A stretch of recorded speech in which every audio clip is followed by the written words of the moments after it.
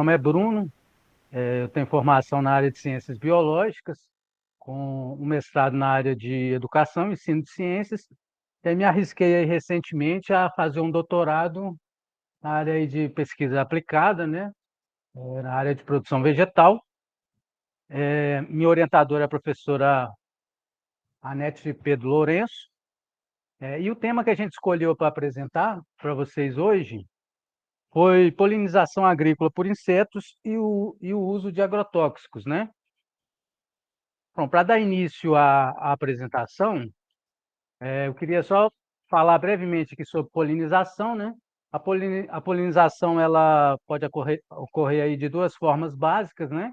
Que é a autopolinização, onde o pólen, né, presente aqui nas anteras do botão floral, ele é transferido para o estigma, né, que é a parte feminina da flor, e favorece aí né, a fecundação e a produção de frutos e sementes. Então, a gente tem a autogamia, né, quando isso acontece dentro da mesma flor, a geitonogamia, que é quando ocorre uma polinização entre flores diferentes, mas dentro da mesma planta, né, pertencentes à mesma planta, e a polinização cruzada, né, que seria a xenogamia, onde o pólen ele é transferido de uma flor, de uma planta, para outra planta. Né? É um processo importante, principalmente para a geração de variabilidade genética, né, dentro das espécies vegetais. É importante lembrar que esse processo ele pode ocorrer pelo vento, né, pela água, né, a translocação da água aqui nessa parte reprodutiva da planta, e também né, pela presença ou a visita de animais, né, que fazem, que geralmente são atraídos por algum recurso que a planta oferece, né, que a flor oferece, eles são atraídos e, eventualmente, fazem esse processo de polinização. Tratando aqui mais especificamente da polinização por insetos, né, por animais, eu gostaria de enfatizar aqui, né, a interação polinizador-planta. Então, como que isso ocorre? Geralmente a planta oferece algum recurso, né, para atrair o polinizador, geralmente o néctar, né? Algumas plantas produzem óleos, né, que também atraem animais que vão funcionar como polinizadores, né? E também o próprio pólen, né? O pólen também é uma fonte proteica para os animais, para as espécies de insetos, né? Então ele vem aqui atraído por esse recurso, visita a flor, né? E eventualmente ele faz esse processo de transferência do pólen das anteras para o estigma aqui, realizando a fecundação e, consequentemente, aí auxiliando na produção de frutos e sementes. Esse processo ele é mais importante quando existe a polinização cruzada, né? Porque isso pode ser feito a longas distâncias, né? E favorece aí a reprodução das espécies vegetais. Bom, é importante falar aqui que para essa apresentação eu utilizei um trabalho realizado no ano de 2018, publicado em 2019, que é o relatório temático sobre polinização, polinizadores e produção de alimentos no Brasil. Esse relatório ele foi um esforço aí de um grupo de pesquisadores, um grupo de em torno de 22 pesquisadores que se reuniram, né, com a proposta de traçar um cenário ou um estado da arte do estudo sobre polinização no Brasil, né? Foram revisados aí cerca de 400 trabalhos e, a partir disso, tiraram-se algumas conclusões sobre como está o estudo, né, sobre polinização no Brasil. Aqui eu apresento esse gráfico, né, que das 289 espécies cultivadas né, no Brasil, a gente tem estudos sobre 66%, né, desses cultivos, sendo que 34% a gente não tem informações conclusivas sobre o processo de polinização, né? Então, há uma lacuna de conhecimento sobre a polinização nesses cultivos, né? Isso torna importante a pesquisa nessa área. Bom, um outro aspecto aqui, que foi evidenciado pelo relatório, trata né, de como tem evoluído os estudos sobre polinização. Então, a gente tem um início aqui na década de 50, né, alguns poucos estudos, e uma crescente aqui nas últimas décadas, né? Então, é um tema que está em crescimento em termos de produção científica e que merece aí a nossa atenção pela importância, né, que tem para a produção vegetal, né? Bom, e quem são esses polinizadores, né? Polinizadores são animais, né, que eventualmente visitam as flores, né? E eles podem ser tanto mamíferos, né, vertebrados ou invertebrados. A gente tem um caso de mamíferos, como no caso do morcego, que ele visita flores, principalmente espécies que têm abertura floral noturna, né, são polinizadas na maioria das vezes pelos morcegos. E tem alguns visitantes eventuais, né? Tem casos de relatos até de répteis que eventualmente visitam a flor, né? E pode favorecer o processo de polinização. No entanto, os grandes contribuintes, né, da polinização são os insetos, né? E dentro desse grupo de insetos, a gente destaca aqui as abelhas, que são responsáveis aí por aproximadamente 80% da polinização dos cultivos que a gente tem estudo, né, e que são realizados no Brasil. Bom, chamando a atenção para esse grupo, né, em específico, das abelhas, é importante ressaltar que o Brasil ele tem uma alta diversidade, né, de espécies de abelhas na sua fauna. Os estudos apontam aí que existem 1.700, em torno de 1.700 espécies descritas, né, identificadas, e que esse número pode ser bem maior, uma vez que a gente tem um conhecimento é, limitado aí da apifauna, né? Acredita-se que possa existir até 2.500 espécies de abelhas no Brasil, né? Nem todas as espécies vão ser polinizadoras, no entanto, existe um potencial, né, a ser explorado de polinizadores na nossa biodiversidade. Bom, o relatório ele apontou aqui também alguns dados interessantes que envolvem aqui a questão da dependência de polinizadores desses cultivos, né? Nem todo cultivo ele vai depender de polinizadores para que haja produção. Então, esse gráfico aqui, né, que foi oriundo desse estudo, ele aponta aqui que 35% das espécies cultivadas no Brasil, no qual a gente tem estudos, elas dependem essencialmente da presença de polinizadores. E qual foi a regra que eles utilizaram para classificar essas culturas? Quando a presença de polinizadores ela dá um incremento na produção de 90% a 100%.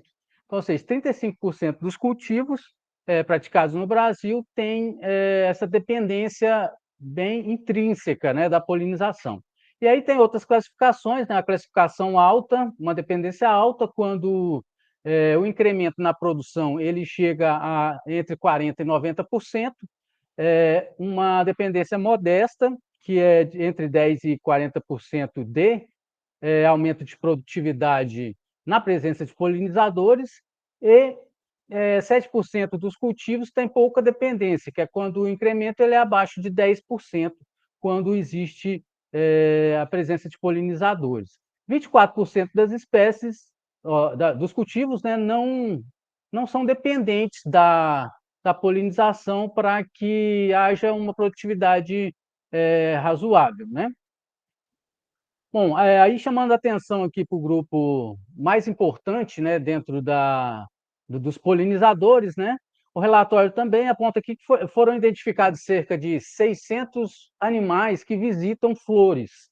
No entanto, nem todos esses podem ser classificados como polinizadores, né? E dentre os estudos que foram avaliados, aponta que 66% das espécies que polinizam são abelhas, né? Isso leva chama atenção para a importância desse grupo no, né, no sentido de aumentar a produtividade, da participação, da interação que esse grupo tem com as plantas, com os cultivos, na agricultura. Bom, essa forma de interação, né, que favorece a produtividade é chamada aí, né, pelos pesquisadores como serviços ambientais ou serviços ecossistêmicos prestados por esses polinizadores. O que seriam serviços ecossistêmicos? É quando um recurso natural, né, no caso aqui a gente está falando da biodiversidade de polinizadores, ele oferece à, né, à humanidade serviços que vão trazer benefícios, no caso, a produtividade, a produção de alimentos, que é algo essencial para a nossa sobrevivência, né? Então, ou seja, a gente considera que esses polinizadores eles prestam serviços ambientais. E aí, listando aqui alguns serviços, eu vou falar especificamente de cada um, mas começando aqui pelo aumento da produtividade, né? A gente tem esse gráfico aqui, retirado de uma publicação recente, de 2020, que aponta aqui, os números aqui são números de estudos, né, que existem sobre o cultivo, e em verde a gente tem o aumento da produtividade na presença de polinizadores, né?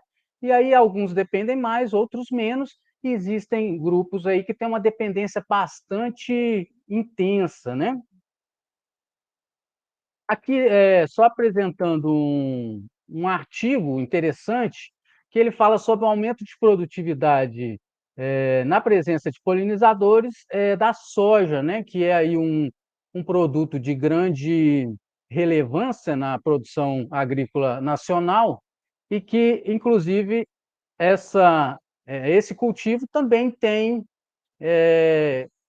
um potencial aumento de produtividade, aumento no número de grãos, quando é explorada a polinização, né? Na presença da polinização, principalmente por insetos e abelhas, né?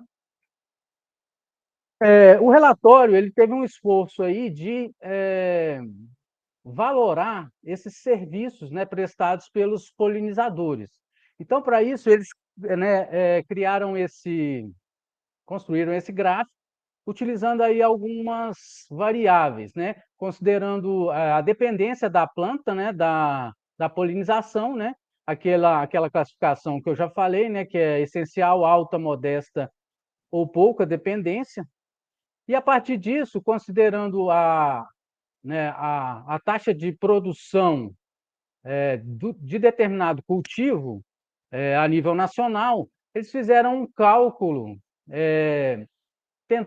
estimando, né, qual seria a contribuição dos polinizadores para a produção agrícola a nível nacional de 44 cultivos, que foram os que tinham mais dados que favoreciam esse cálculo, né? Então chegaram aí numa cifra bastante relevante de 43 bilhões, né? Seria a contribuição dos polinizadores para o aumento de produtividade na agricultura brasileira. Bom, continuando falando aí dos serviços ambientais relacionados com a participação dos polinizadores, a gente tem nesses estudos apontando a melhoria da qualidade de grãos e frutos. Então a gente tem aqui esse aspecto do morango, né, que é um caso clássico de favorecimento da produção por polinização, no qual ele tem esse formato mais simétrico, né? Mais cheinho aqui, que tem uma aceitação de mercado bem melhor, né? E a deficiência no processo de polinização, ela causa alguma deformação no fruto, né? E aí ele torna o fruto com né, menos atrativo o consumidor. Isso também acontece nas maçãs, né? Aqui a gente tem, é comum encontrar essa maçã no mercado com valor de mercado bem menor, né? Diferentemente de quando ela tem esse formato mais simétrico. Essa deficiência que há estudos que apontam que pode ser causada pela deficiência no processo de polinização, né? Outro aspecto importante relacionado com os serviços ambientais prestados pelos polinizadores é com relação à produção de sementes.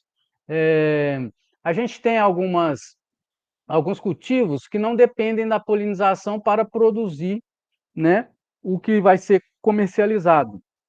Por exemplo, um exemplo aqui é a cebola, né? Ela não depende da polinização para a produção do bulbo, no entanto, ela é altamente dependente da polinização para a produção de sementes. E também há um aspecto importante que é a germinação, né? Sementes oriundas de processo de polinização na presença de polinizadores, ela tem um alto grau de germinação, né? O que favorece também a produção agrícola. Outro aspecto também encontrado nos estudos, né, sobre polinização é o encurtamento de algumas culturas.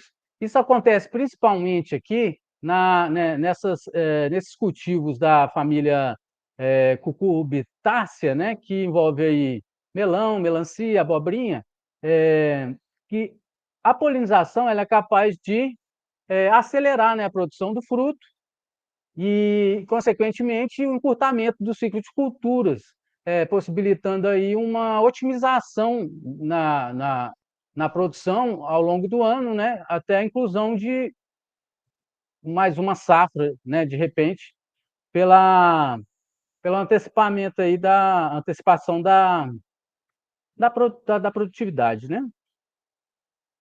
Um outro aspecto também observado é com relação a algumas oleaginosas, né? Principalmente aqui canola e girassol, a polinização ela pode favorecer ao aumento da produtividade das substâncias que são comercializadas, né?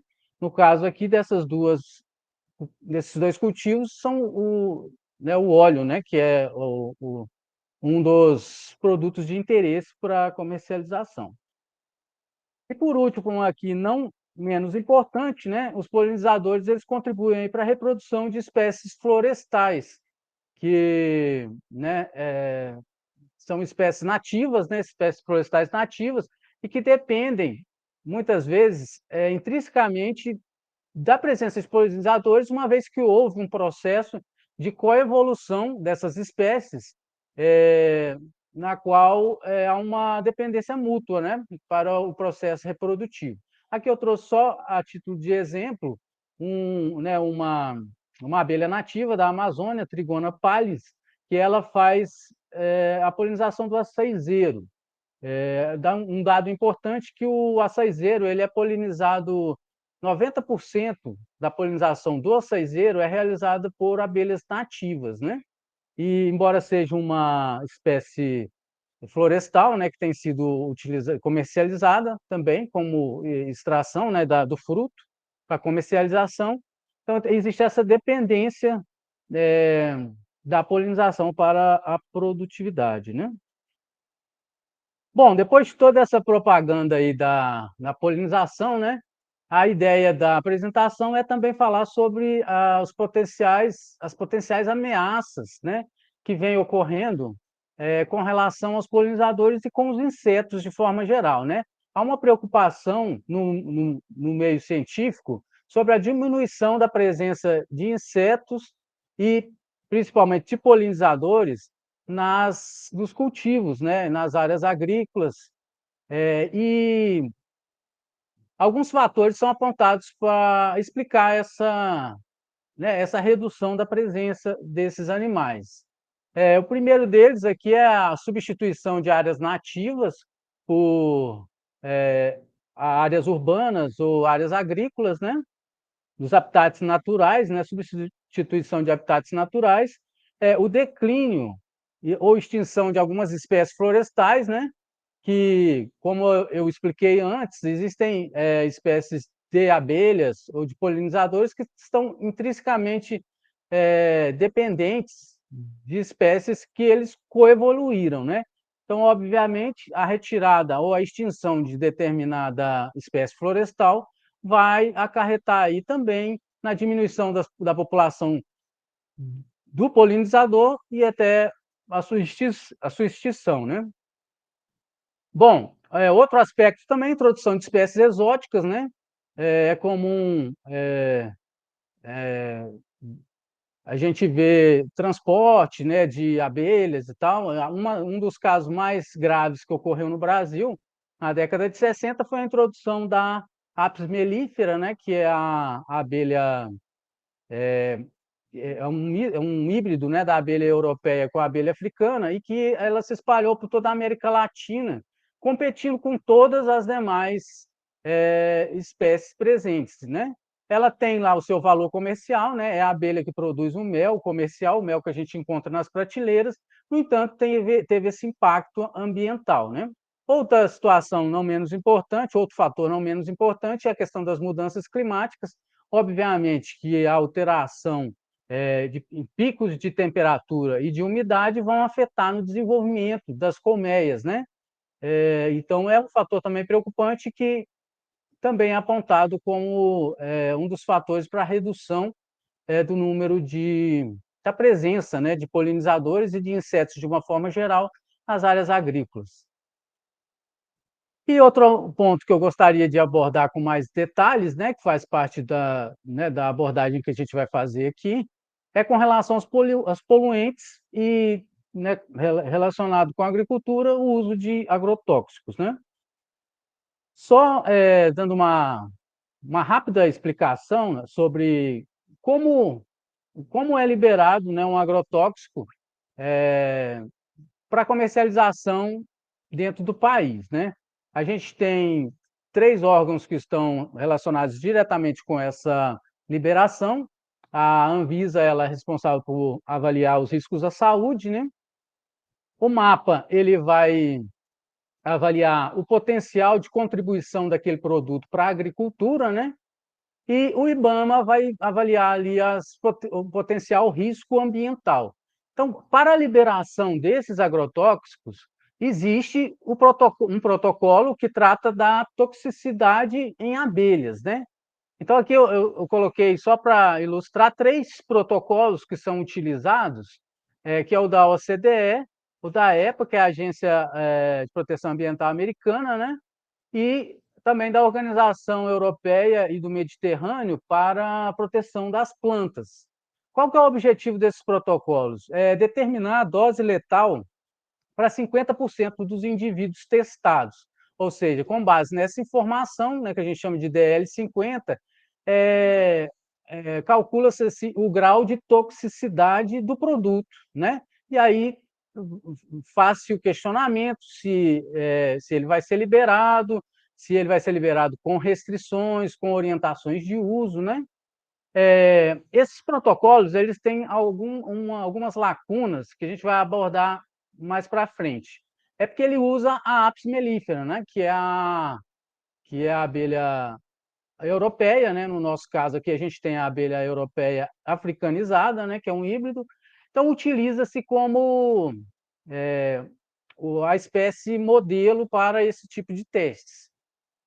No entanto, alguns estudos apontam que a, a toxicidade observada na Apis mellifera, ela é, ela é muito mais tolerada pela Apis mellifera do que em algumas espécies nativas, né? A gente pega aqui a exemplo, né? Aqui a gente tem algumas substâncias testadas, né? Eu peguei uma referência de um estudo da Exalc, que aponta aqui, ó, que né, com relação ao fipronil, que é um agrotóxico, né, um inseticida bastante utilizado para o controle de pragas na agricultura brasileira, a gente tem aqui aproximadamente 0,008 microgramas a resistência, né, das abelhas, ou DL50, da abelha americana, da Apis mellifera africanizada, e quando comparado, por exemplo, com a Tetragonista angustula, que é uma abelha comum, muita gente deve conhecer, que é a jataí,